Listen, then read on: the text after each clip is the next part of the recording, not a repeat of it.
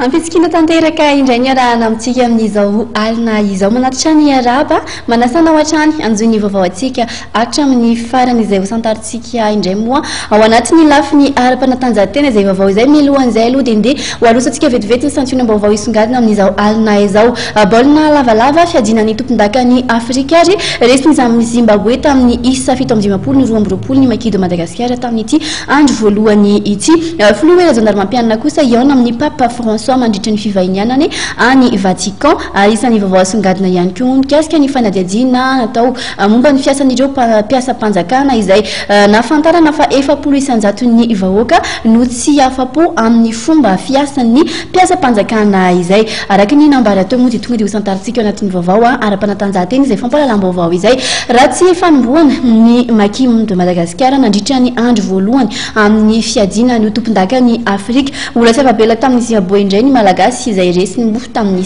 mazava 7 no 12 fanadihadiana avy hatrany entiny Norbert Jakoty Malala.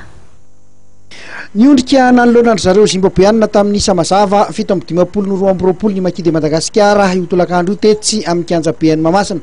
tamin'ny andro voalohany amin'ny fiadiana ny tompondakan'i Afrika izay lalao mbola tafiditra ihany koa amin'ny fanitsanana amin'ny fiadiana ny tompondaka eran-tany. Tao anatin'ny 12 minitra ny fidirana voalohany dia fanandravarava zareo Zimbaboeanina ary nahatonga baolina nety tanana roa izay mbola ny ampy iray ka ny tokony izy ireo 12. Nanomboka teo vao taitra tamin'ny torimaso ny Makika dia nahatonga baolina nety tanana roa ihany koa izay nitoko 4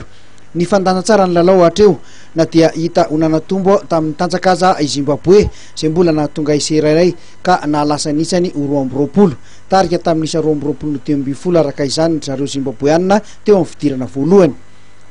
Teo amin'ny fidirana faharoa dia nitolefika tanteraka ny Makis izay nisesisesy ny baolina matin'ny Zimbaboe ary tsy nijanona zany raha tsy tany amin'ny 7 baolina nety tanana ray isany tonga amin'ny Makis ka nahalasanisany 20. L'endrate occasion première minute iny zany nanahirana be nratendry le rony le occasion première ohatr'izay foana zany matsa telo tamin'ny Zimbaboe miraty occasion première minute dia aveo lasa mikoropaka amin'izay dia rava tanteraka le zavatra napetraka hoe ilamina satria lasa manenjika izy mafaty baolina amin'io dia lasa manenjika dia mikoropaka tsy hoe misaviritaka fa efa toerana mahazatra andraladolo tao anaty préparation fa zay le teneniko izay hoe mikorapaka zany manenjika skoro dia lasa précipitation le izy fa tsy hitantsony le vitestika ny anankiray koa tena mafilo be le avant zany zay ny tena hoe conséquence n'le zatsy tsy eo amin'ny tsy atao amin'ny sisy terrain. Teo amin'ny lalao voalohany kosa dia tsara fanombohana zareo Kenianina tompondaka farany rehefa nandresy any Namibia tamin'ny isa 7 no 20 itoy amin'ny alarobia zao indray ny andro faharoa amin'ity faninanana ity.